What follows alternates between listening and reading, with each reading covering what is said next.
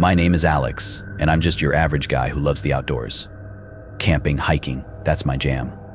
So when my friends Chris, Jess, and Mike suggested a weekend getaway to a remote cabin in the woods, I was all in. We were hyped, ready for some good old-fashioned fun, bonfires, and ghost stories. Little did we know, this trip would be anything but fun. The drive to the cabin was an adventure in itself. Winding roads, dense forests, and the occasional deer crossing kept us on our toes. We arrived late afternoon, the sun casting long shadows through the trees. The cabin was a classic, wooden structure with a porch swing and a rocking chair. It had a rustic charm, but there was something eerie about its isolation. We unloaded our stuff, excitement buzzing through us.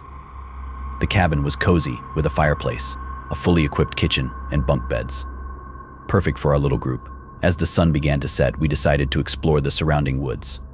The forest was beautiful, with tall trees and a thick undergrowth. We walked for about an hour, enjoying the peace and quiet. But as darkness crept in, things started to feel off. Strange noises echoed through the woods, and we couldn't shake the feeling of being watched. We hurried back to the cabin, eager to get inside and away from the creeping darkness. Back at the cabin, we tried to shake off the strange feeling. We built a fire in the fireplace, cooked dinner, and shared stories. Laughter filled the room, but it was a forced kind of laughter, trying to drown out the unsettling atmosphere. As the night wore on, the wind picked up, rattling the windows and making eerie creaking sounds. We decided to call it a night. As I drifted off to sleep, I heard strange noises coming from the attic, a scratching sound, like something was trying to get in. I shook Chris awake, heart pounding. We listened intently, but the noise stopped. We convinced ourselves it was just the wind, but neither of us could sleep. Morning came, and we were exhausted. We decided to explore the cabin more thoroughly. In the attic, we found a hidden room. Inside, we discovered old newspapers, photographs, and a diary. The diary belonged to a woman named Emily, who had lived in the cabin decades ago. Her entries talked about strange occurrences, unexplained noises, and a sense of being watched. As we read further, the hair on the back of our necks stood on end. Emily described terrifying experiences, including seeing shadowy figures and hearing whispers in the night. It was like reading our own story, but from years ago. Fear gripped us as we realized we were not alone in this cabin. Something evil was lurking in the shadows, and we were its new targets. I'll continue the story in the next video. Stay tuned for more chills and thrills. That night, sleep was a luxury we couldn't afford. Every creak, every shadow sent shivers down our spines. We took turns keeping watch, our eyes darting around the room, searching for any sign of movement. Around 3 a.m., a blood-curdling scream echoed through the cabin. It was Jess. We rushed to her room, our hearts pounding. She was sitting up in bed, eyes wide with terror, sweat dripping down her face. She couldn't speak, just pointed towards the window. There, in the moonlight, we saw it. A dark figure, tall and shadowy, stood outside. Its eyes glowed red, and it was staring straight at us. Fear paralyzed us. We couldn't move, couldn't scream. It was like something out of a nightmare. Then, as quickly as it appeared, the figure vanished. The only sound was Jess's trembling breaths. We tried to comfort her, but our own fear was overwhelming. We knew then that we were in serious trouble. Morning came, and with it, a grim determination. We couldn't stay in that cabin any longer. We packed our things quickly, our hands shaking. As we were about to leave, something caught my eye, a hidden compartment in the wall. Inside, we found a shotgun and a few boxes of shells. Adrenaline surged through us. We loaded the gun, our only hope for survival. The forest seemed more menacing than ever as we ventured out. Every rustle of leaves, every snap of a twig made us jump. We hiked for hours, our legs burning, our lungs aching. We dared not stop, afraid of what might be lurking in the shadows. Just when we thought we couldn't go on anymore, we stumbled upon a small clearing. A dirt road ran through it, offering a glimmer of hope. We followed the road, our hearts pounding with anticipation. As we emerged from the trees, we saw a small town in the distance. Safety was within reach. We reached the town and found a diner. Over breakfast, we tried to process what had happened. We were shaken, but alive. We decided to report the incident to the local police, hoping to warn others about the cabin. The police were skeptical at first, but when they heard our story and saw the evidence we had gathered, their attitude changed. They agreed to investigate the cabin. We never returned to that place, and I doubt anyone ever will. The memory of that night haunts me to this day. The cabin in the woods is a place of nightmares, a place I never want to revisit. And that, folks, is the true story of our terrifying ordeal. It's a story that will stay with me forever.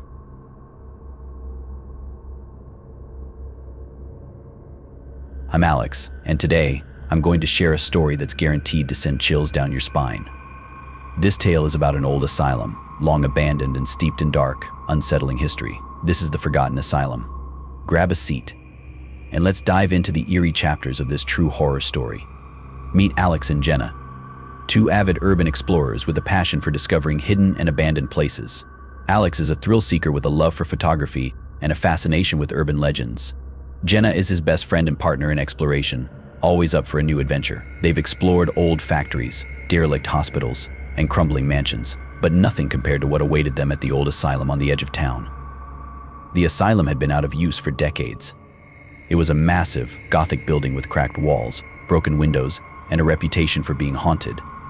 The locals had always avoided it, telling stories of ghostly figures and strange noises. But Alex and Jenna were undeterred. They were ready to unravel the mystery of the asylum and capture its eerie beauty with their cameras. As they approached the asylum, the sun was setting, casting long shadows over the landscape. The building loomed ahead, its dark silhouette almost threatening. Alex and Jenna squeezed through a gap in the fence and made their way to the main entrance, which had been partially boarded up.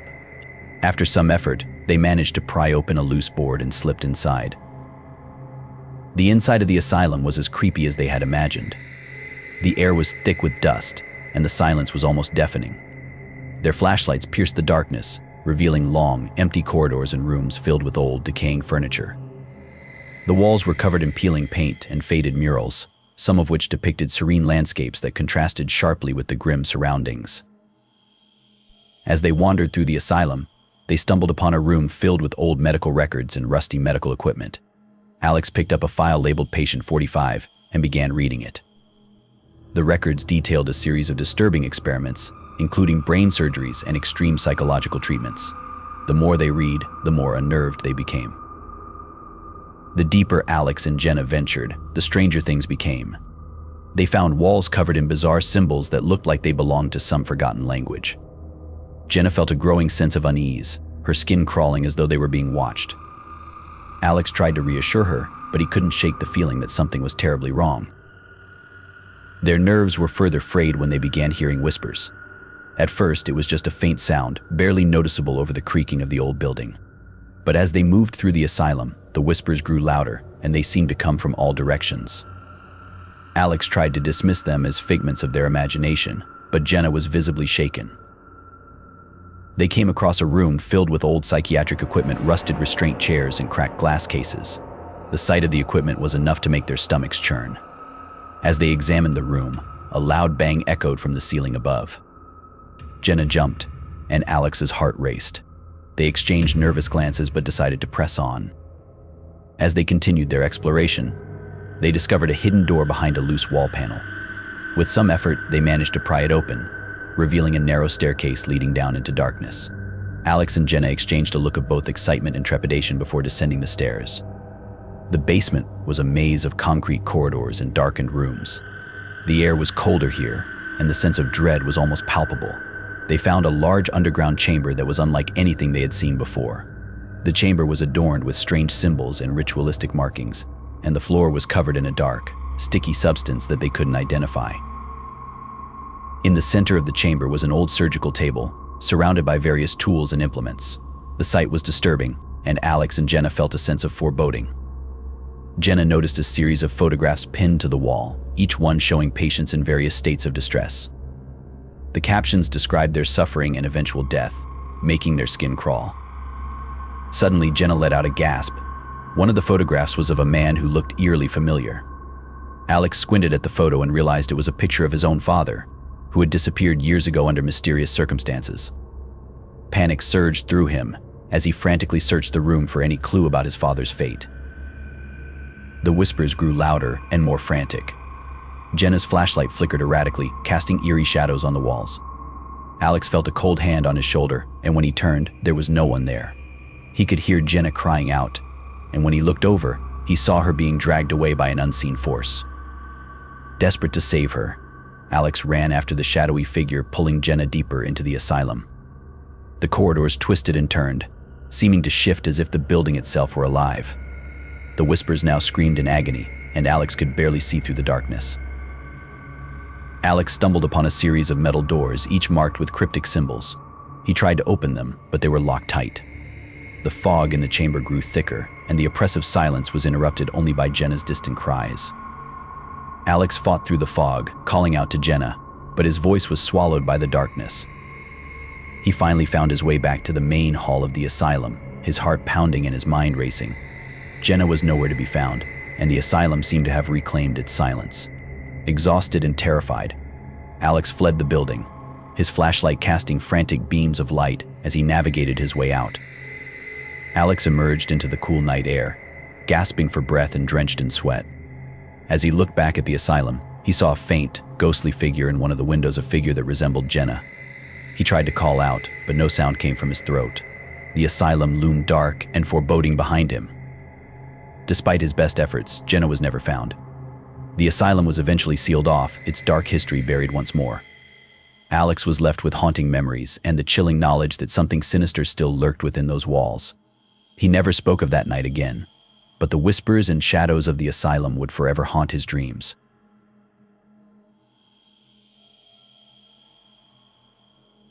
Meet Mark, Sarah, Lily, and Jake. They were a close-knit group of friends with a shared passion for urban exploration. They thrived on the thrill of discovering forgotten places and uncovering their hidden histories. Their latest adventure had taken them to Holloway Station, an abandoned metro stop that had been closed for years due to a series of bizarre accidents and disappearances. Holloway Station had always intrigued the group. It was shrouded in mystery, and locals whispered stories about strange occurrences and ghostly apparitions. Despite the warnings and eerie tales, the friends were determined to explore it. Armed with flashlights, cameras, and a sense of daring, they set out to uncover the truth behind the station's dark past. The group arrived at the entrance of Holloway Station just as twilight was fading into night. The station's entrance was partially obscured by overgrown vegetation and old construction debris, a clear sign that it had been abandoned for some time. They carefully navigated through the obstacles and found a way inside. The gate to the station was rusted and partially ajar. With some effort, they managed to push it open and stepped into the eerie silence of the metro station. The air was musty and cold, and the darkness seemed to press down on them like a heavy blanket. The only sound was the crunch of debris under their feet and the faint hum of the city above. As they entered, their flashlights flickered to life, cutting through the oppressive darkness. The station was a ghostly shell of its former self. The platforms were lined with cracked tiles, and the once bustling ticket booths were now empty and covered in grime. Old advertisements and faded maps adorned the walls, remnants of a bygone era. The friends began their exploration, moving cautiously through the main hall. The silence was almost deafening, broken only by the occasional drip of water from the ceiling. The station seemed frozen in time, and an unsettling feeling began to creep over them. As they ventured further, they noticed strange markings on the walls. The symbols were scratched into the paint with what looked like sharp objects. They were a mix of cryptic symbols and what seemed to be occult messages. Jake, who had a keen interest in the paranormal, recognized some of the symbols from his research on ancient rituals and dark lore. The group's unease grew as they continued to explore. The markings became more elaborate and disturbing, and the whispers of the past seemed to echo through the empty corridors. Sarah began to feel a growing sense of dread, her intuition telling her that they were venturing into dangerous territory. Despite their growing unease, the group pressed on. They found a narrow service tunnel that led deeper into the bowels of the station. The tunnel was cramped and dimly lit, with old pipes and cables running along the walls. The air was colder here, and the sense of foreboding was almost palpable. The tunnel led them to a large underground chamber, filled with discarded equipment and old machinery. The room was cluttered with rusted remnants of the metro's past, and the floor was covered in layers of dust and grime. A faint, unsettling noise seemed to drift through the space, adding to the atmosphere of dread. As they explored the chamber, they discovered a small, hidden door partially concealed behind a pile of debris. With some effort, they managed to pry it open and found a narrow passageway leading further into the darkness. The group hesitated but decided to investigate, driven by curiosity and the thrill of discovery. The passageway led them to another chamber, one that was smaller and more ominous than the previous room. The walls were covered in strange symbols and ritualistic markings, similar to those they had seen earlier but more elaborate and disturbing. In the center of the room was an old, rusted ritual table, surrounded by various implements and tools that looked like they had been used for dark ceremonies. The atmosphere in the chamber was oppressive and suffocating. The air was thick with the smell of decay, and the light from their flashlights seemed to cast eerie, dancing shadows on the walls. Sarah found a series of old documents and photographs scattered across the floor. The documents detailed experiments and strange occurrences related to the station, including references to a secret society that had used the station for occult rituals. The group's excitement quickly turned to fear as they realized the gravity of what they had uncovered. The documents spoke of a series of mysterious disappearances and unexplained phenomena linked to the rituals performed in the station. The photographs showed individuals in various states of distress, with captions describing their suffering and eventual disappearance. As they examined the documents, the atmosphere in the chamber grew even more oppressive. The faint noise they had heard earlier became a rhythmic tapping, like the sound of footsteps echoing through the tunnels. The friends exchanged nervous glances, their earlier excitement now overshadowed by a creeping sense of dread. The tapping grew louder and more persistent. Mark, trying to be brave, decided to investigate the source of the noise. He followed the sound down a narrow corridor that led to a large, rusted door. Behind the door was a small room with an old cot and a flickering light bulb hanging from the ceiling. The room had a grim, oppressive feel, and the air was thick with the smell of decay. As the group explored the room, the tapping sound grew louder, and they began to hear faint whispers. The whispers were low and unintelligible, adding to the sense of unease. Lily, who had been standing near the entrance, suddenly screamed and pointed toward the light bulb. The flickering light cast eerie, dancing shadows on the walls, and the shadows seemed to take on a life of their own. Panic set in as the door to the small room suddenly slammed shut, trapping the group inside. The tapping sound grew more frantic, and the whispers became louder, almost deafening. The friends pounded on the door, trying to force it open, but it remained firmly shut. The darkness was oppressive, and the shadows seemed to close in around them. Sarah and Jake tried to pry open the door while Mark and Lily searched for another way out. The room was filled with an eerie silence, punctuated only by the sounds of their frantic attempts to escape. The flickering light bulb cast strange, shifting shadows on the walls, and the whispers seemed to come from all directions. As the group's fear reached a fever pitch, the door suddenly flew open, and they stumbled out into the corridor. The tapping sound had stopped, and the whispers had faded away. The station was eerily silent once more. They didn't waste any time. They bolted for the exit, their hearts pounding in their chests. The journey back to the entrance was a blur of fear and adrenaline. The friends raced through the dark tunnels, their flashlights barely cutting through the darkness. Every sound seemed amplified, and the shadows seemed to shift and move in the periphery of their vision. When they finally emerged into the cool night air, they collapsed on the ground, gasping for breath. The fear and exhaustion were palpable, and they struggled to process what had just happened. The station loomed dark and silent behind them, a grim reminder of the horrors they had encountered. In the days that followed, the group tried to put the experience behind them, but the memories of that night haunted them. They went their separate ways, each carrying the weight of their encounter with the unknown. Holloway Station was eventually sealed off, and its dark past faded into obscurity. The legend of Holloway Station lives on, and those who dare to venture near the site sometimes report hearing the same tapping sounds and whispers that plagued Mark, Sarah, Lily, and Jake. The station remains a chilling reminder of the horrors that lurk in the shadows, waiting to be discovered. If you want to see more horror stories, please like the video, share your thoughts, and subscribe to our channel. Stay with us, thank you, and see you in the next videos.